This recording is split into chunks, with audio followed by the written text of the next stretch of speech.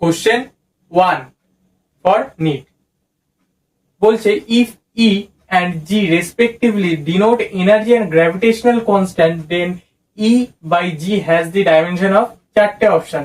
তো আমাদের বের করতে বলেছে কি E by G। E মানে হচ্ছে এনার্জি, এনার্জি ডাইমেনশন জানি ml² T ইনভার্স 2।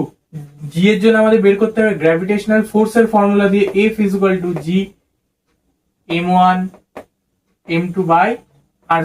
এখান থেকে জি বেরিয়ে যাবে f r² m1 m2। f মানে আমরা কি লিখতে পারি m l t inverse 2, r মানে l², এটা m²। তাহলে এখান থেকে ডিরেক্টলি বেরিয়ে যাবে আমাদের m inverse 1 l³ t inverse 2। এটা জি ওরফে গ্র্যাভিটেশনাল কনস্ট্যান্টের ডাইমেনশন। তো এটা এখানে পুট করলে কি আসবে m inverse l³ t inverse 2। তো এখানে আসছে m² l ইনভার্স 1 t0।